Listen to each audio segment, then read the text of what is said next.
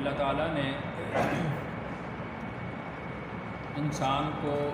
جو ایک عظیم نعمت عطا فرمائی ہے وہ نعمت عقل کی نعمت ہے، جس کے ذریعے سے انسان حقانیت کو تسلیم کرتا ہے، راہ ہدایت کو پاتا ہے۔ لیکن بسا اوقات قومی عصبیت، مذہبی تعصب، منفی رویہ وہ انسان کی عقل پر ایسا پردہ ڈالتا ہے کہ اس کو سچائی خواہ وہ کتنی ہی روشن کیوں نہ ہو وہ نظر نہیں آتی، اور اس کے لیے سچائی کا ادراک کرنا بہت مشکل ہو جاتا ہے۔ اور پھر اس پر مزید جو ترا ہے وہ یہ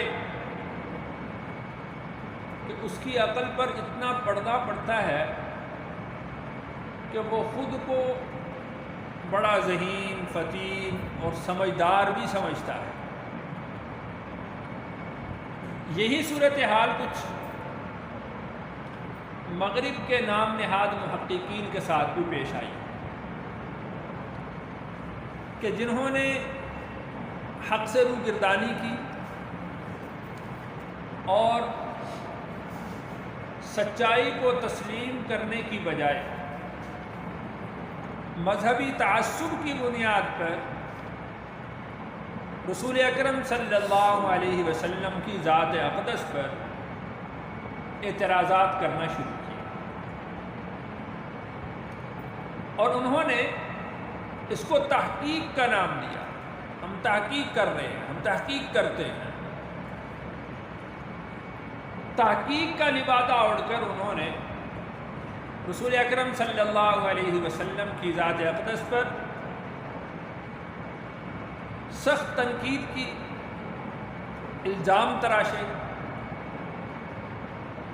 ایسا طبقہ جو اسلام کا مطالعہ کرتا ہے اور اس میں سے اعتراضات کو نکال کر وہ لوگوں کے سامنے پیش کرتا ہے، اس طبقہ کو ہم مستشرقین کہتے ہیں۔ تو مستشرقین کا جو طبقہ ہے یہ یک طرفہ فیصلہ کرتا ہے، یک طرفہ تحقیق کرتا ہے۔ تو رسول اللہ صلی اللہ علیہ وسلم کی ذات پر جو اتہامات ہیں، الزامات انہوں نے لگائے ہیں، ان الزامات میں سے ایک الزام وہ آپ علیہ السلام کے کثرت ازواج کا ہے کہ آپ علیہ السلام نے زیادہ نکاح کیے ہیں، زیادہ نکاح فرمائے ہیں، اور اس سے ان کا مقصد نعوذ باللہ وہ رسول اللہ صلی اللہ علیہ وسلم کو یہ ثابت کرنا ہے کہ آپ علیہ السلام کو اپنی خواہش پر قابو نہیں تھا، یا اپنی شہوت کو پورا کرنے کے لیے نعوذ باللہ آپ علیہ السلام نے زیادہ نکاح کیے۔ بنیادی طور پر یہ اعتراض جو ہے یہ عیسائیت کی طرف سے اٹھایا گیا ہے، اور پھر اس اعتراض کو مستشرقین نے ہاتھوں ہاتھ دیا۔ انہوں نے دائیں بائیں نہیں دیکھا کہ اس کی زد وہ کس کس پر پڑ سکتی ہے، اس لیے کہ رسول اکرم صلی اللہ علیہ وسلم نے اگر زیادہ نکاح کیے ہیں تو اس کی زد صرف رسول اللہ صلی اللہ علیہ وسلم پر نہیں آئے گی کہ زیادہ نکاح کیوں کیے، بلکہ اس کا مطلب تو پھر یوں ہوگا کہ جتنے لوگوں نے بھی زیادہ نکاح کیے ہیں تو وہ اعتراضات جو رسول اللہ صلی اللہ علیہ وسلم پر ہو رہے ہیں وہ اعتراضات تو پھر ہر اس شخص پر ہوں گے جس نے زیادہ نکاح کیے۔ اور جیسے میں نے عرض کیا ہے کہ بنیادی طور پر یہ اعتراض عیسائیوں کی طرف سے اٹھایا گیا تھا۔ تو عیسائیوں میں حضرت ابراہیم علیہ السلام مسلمہ شخصیت، حضرت یعقوب مسلمہ شخصیت ہیں، حضرت موسیٰ مسلمہ شخصیت ہیں، حضرت داؤد مسلمہ شخصیت ہیں، حضرت سلیمان علیہ السلام مسلمہ شخصیت ہے۔ تو جو اعتراض پھر کثرت ازواج کا رسول اللہ صلی اللہ علیہ وسلم پر ہوگا تو وہی اعتراض پھر ان تمام حضرات پر بھی ہوگا۔ مثال کے طور پر حضرت ابراہیم علیہ السلام کے بارے میں بائبل میں لکھا ہے کہ حضرت ابراہیم علیہ السلام کی 3 بیویاں تھیں، حضرت حاجرہ، حضرت سارہ، یہ نام دونوں مشہور ہے، اور تیسرا نام ہے حضرت قطورہ۔ بعض محققین نے تو ہر ایک کی اولاد کا بھی ذکر کیا ہے کہ کون سی لاولد تھی اور کس سے کون سی اولاد ہوئی، جس کی تفصیل کا موقع نہیں ہے۔ حضرت یعقوب علیہ السلام کی 4 بیویاں تھیں، حضرت لیا، زلفا، راحیل، بلہا، یہ 4 بیویاں تھیں حضرت یعقوب علیہ السلام۔ حضرت داؤد علیہ السلام کی 9 بیویوں کا ذکر ملتا ہے، حضرت سلیمان علیہ السلام کی 700 بیویاں، 700 بیویاں اور 300 ان کی باندیاں تھیں، گویا کہ 1000 خواتین وہ حضرت سلیمان علیہ السلام کے حرم میں تھیں۔ یہ تو بات ہوئی انبیاء علیہ السلام، اور دوسرے جو طبقات ہیں، جو مذہبی طبقات ہیں، تو ان کے رہنماؤں میں بھی اس طرح سے تحقیقات ملتی ہیں۔ مثال کے طور پر راجہ دشرت، اس کی 3 بیویاں تھیں، کوشلیا، رانی سمترا اور رانی کیکئی۔ کرشن جی، ان کی بہت سی باندیوں کے علاوہ 18 بیویوں کا ذکر ملتا ہے۔ تو اگر تعدد ازواج کا اعتراض کیا جائے تو وہی اعتراض جو رسول اللہ صلی اللہ علیہ وسلم پر ہوگا، اس اعتراض سے تو پھر کوئی بھی بچ نہیں سکتا۔ اور دوسرا یہ دیکھیں کہ رسول اللہ صلی اللہ علیہ وسلم کی زندگی کو اگر ہم شادیوں کے اعتبار سے تقسیم کریں تو آپ علیہ السلام کی زندگی کے 4 حصے بنتے ہیں۔ ولادت سے لے کر 25 سال کی عمر ہے، آپ علیہ السلام نے اس زمانے میں کوئی نکاح نہیں فرمایا۔ 25 سال کی عمر میں آپ علیہ السلام نے حضرت خدیجہ رضی اللہ عنہا کے ساتھ نکاح فرمایا ہے، اور آپ علیہ السلام نے 25 سال سے لے کر 50 سال تک کوئی دوسرا نکاح نہیں فرمایا، بلکہ 25 سال سے لے کر 50 نہیں، بلکہ 25 سے لے کر 55 تک حضرت خدیجہ رضی اللہ عنہا کا جو وصال ہے وہ 10 نبوی میں ہوا ہے، اور اس وقت آپ علیہ السلام کی عمر مبارک 55 سال تھی۔ تو 55 سال تک آپ علیہ السلام کے نکاح میں صرف حضرت خدیجہ رضی اللہ عنہا رہی، ایک بھی 55 سے لے کر 60 سال تک، یہ 5 سال کا عرصہ ہے، اس میں آپ علیہ السلام نے متعدد نکاح فرمائے۔ پھر 60 سال سے لے کر 63 سال، اس میں آپ علیہ السلام کے حرم میں بیویاں رہی ہیں، لیکن 60 سے لے کر 63 سال تک آپ علیہ السلام نے کوئی نکاح نہیں فرمایا۔ تو یہ اعتراض کرنا رسول اللہ صلی اللہ علیہ وسلم کی ذات پر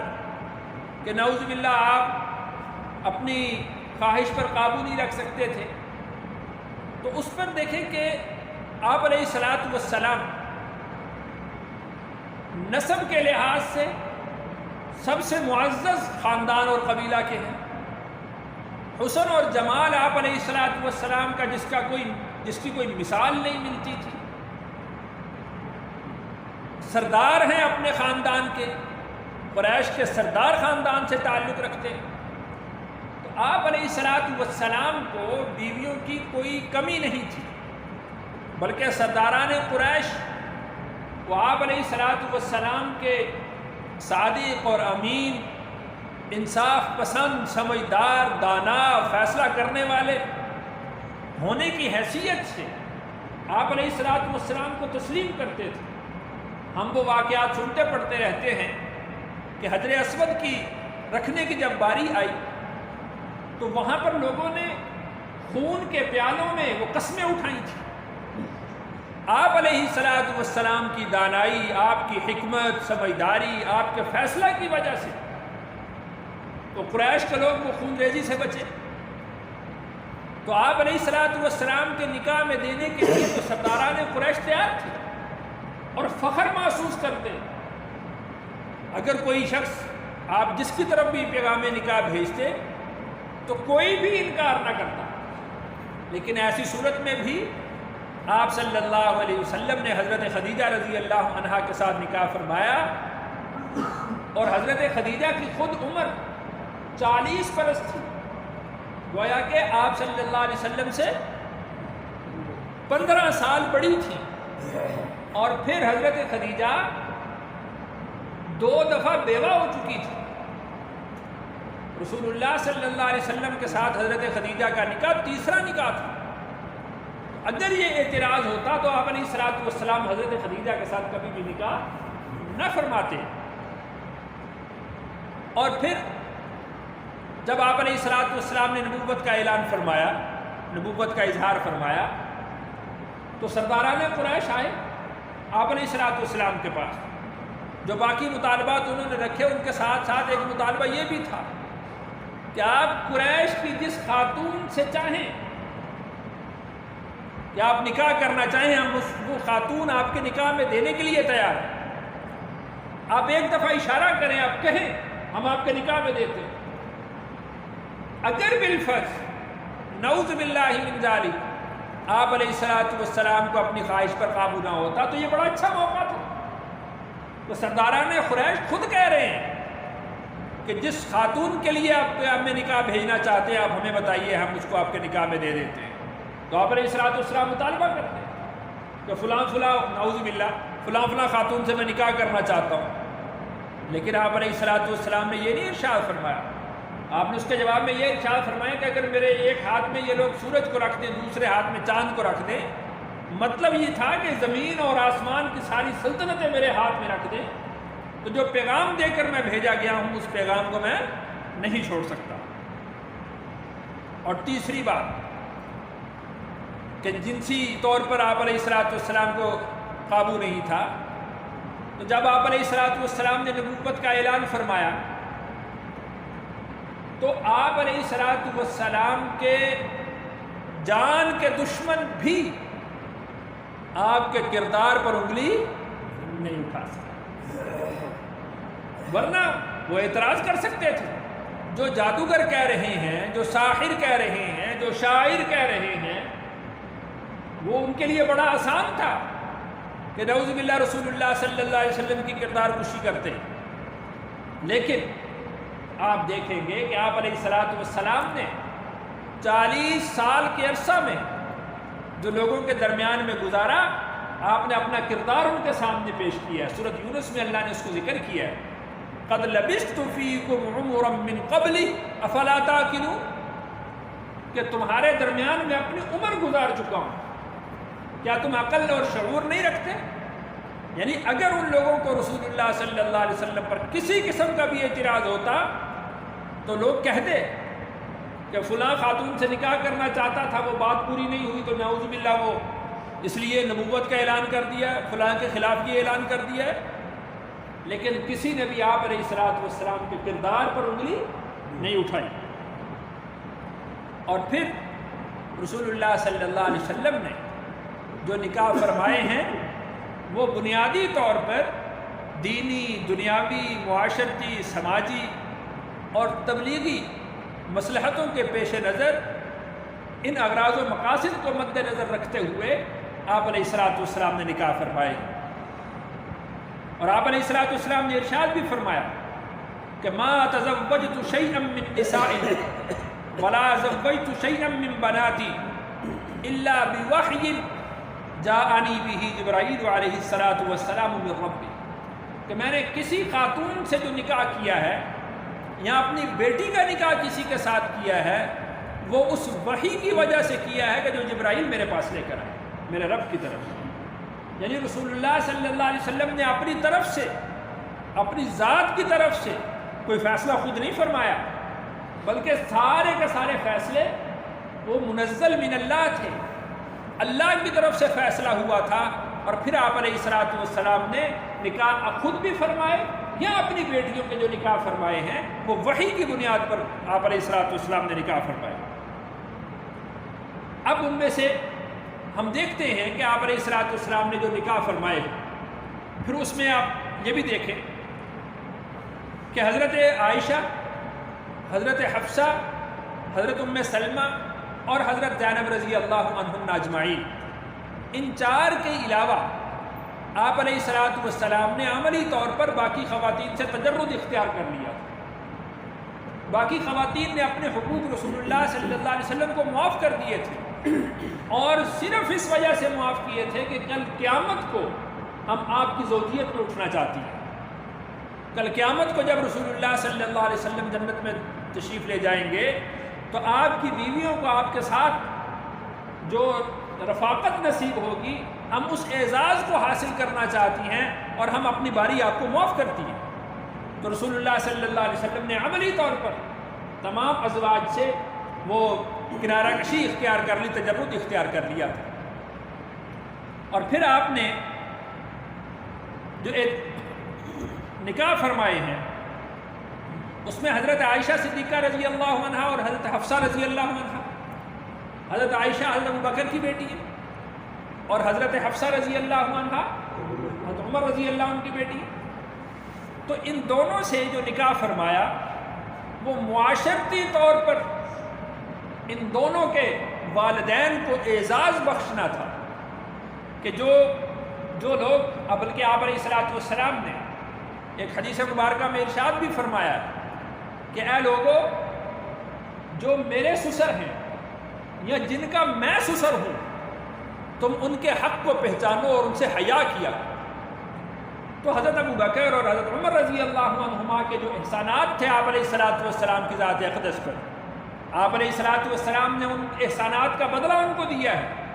اور معاشرتی طور پر ان کی خدمات کو سراہتے ہوئے آپ علیہ الصلوۃ والسلام نے ان کے ساتھ نکاح فرمایا. اور پھر آپ علیہ الصلوۃ والسلام جیسے میں نے عرض کیا کہ دینی اور تبلیغی مصلحتوں کے پیش نظر بھی آپ نے نکاح فرمائے. تو حضرت عائشہ اور حضرت حفصہ رضی اللہ عنہما انہوں نے پوری زندگی امت کی شرعی طور پر رہنمائی کی ہے. خود حضرت عمر رضی اللہ عنہ فرماتے ہیں کہ جب ہم کسی مسئلے میں اٹک جاتے تھے تو ہم ام المؤمنین حضرت عائشہ رضی اللہ عنہا کے دربار میں جاتے تھے کہ آپ نے رسول اللہ صلی اللہ علیہ وسلم سے اس بارے میں کیا سیکھا ہے. اور خود آپ علیہ الصلوۃ والسلام نے صحابہ کرام کو یہ حکم ارشاد فرمایا تھا کہ خذوا نصف دینکم عن هذه الحمیرہ، تم اپنا آدھا دین حمیرہ سے سیکھو. حمیرہ حضرت عائشہ صدیقہ رضی اللہ عنہا کا لقب تھا جو رسول اللہ نے رکھا تھا. فرمایا خذوا نصف دینکم عن هذه الحمیرہ کہ حمیرہ سے تم آدھا دین سیکھو. اس لیے کہ انسان کی زندگی کے دو حصے، ایک زندگی گھر کے اندر کی ہے اور دوسری زندگی گھر کے باہر کی ہے. تو گھر کے اندر کی جو زندگی ہے وہ کس سے سیکھنی ہے؟ حضرت عائشہ صدیقہ رضی اللہ عنہا سے. اور حضرت عائشہ صدیقہ رضی اللہ عنہا نے احادیث کی کتابیں آپ پڑھیں دیکھیں ایسے ایسے سوالات کہ جو خواتین عام طور پر کسی مرد سے نہیں پوچھ سکتی، اپنے باپ سے نہیں پوچھ سکتی، استاد سے نہیں پوچھ سکتی، بھائی سے نہیں پوچھ سکتی، وہ انہوں نے سوالات حضرت عائشہ سے پوچھے. اور حضرت عائشہ صدیقہ رضی اللہ عنہا نے وہ تفصیل کے ساتھ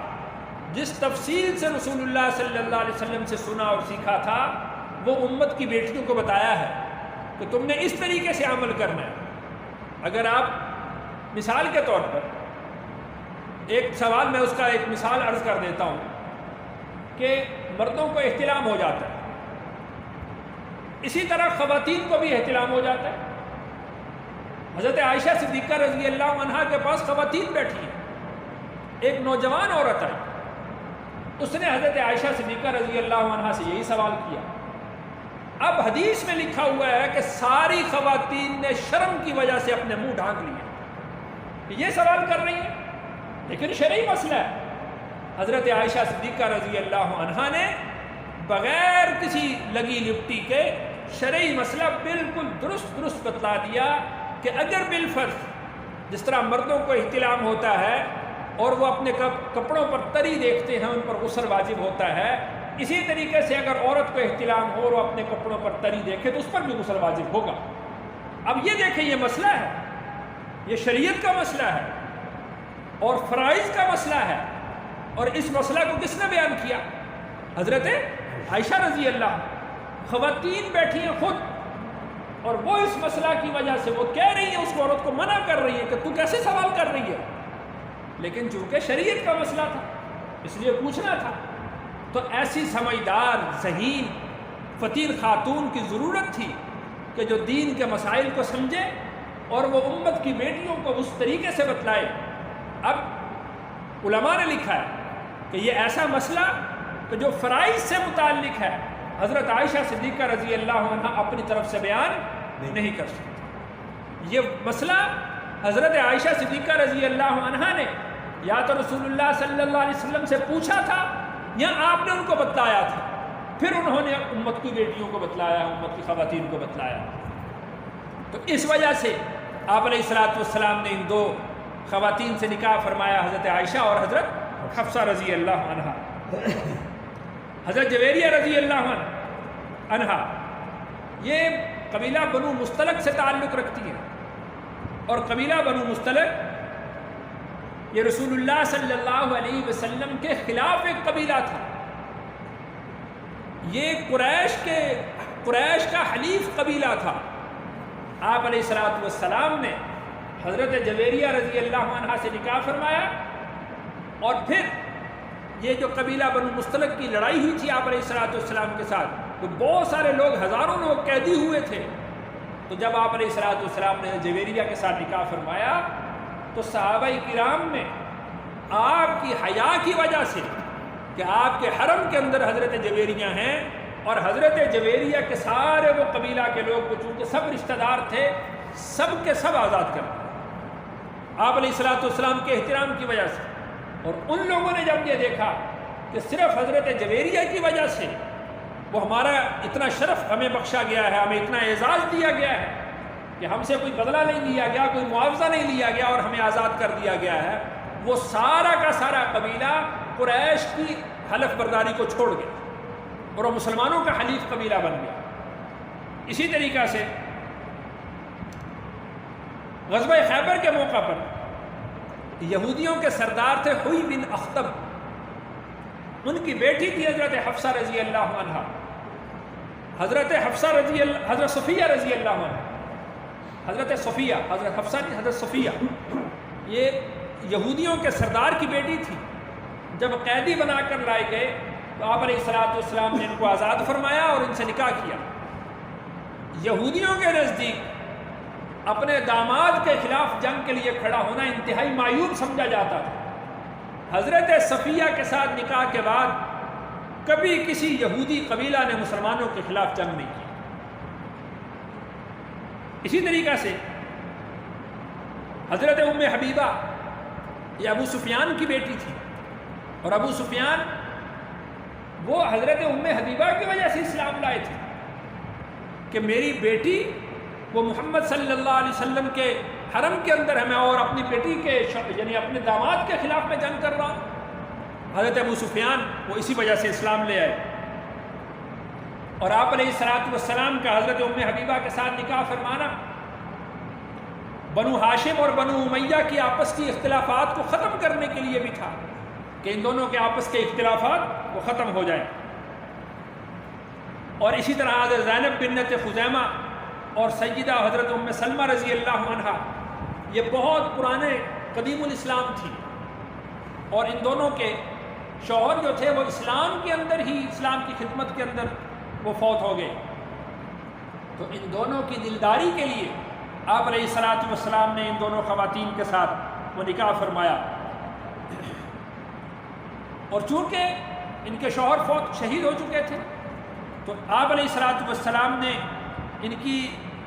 حفاظت اور ان کی دنیاوی ضرورتوں کو پورا کرنے کے لیے آپ علیہ الصلوۃ والسلام نے ان کے ساتھ نکاح فرمائے،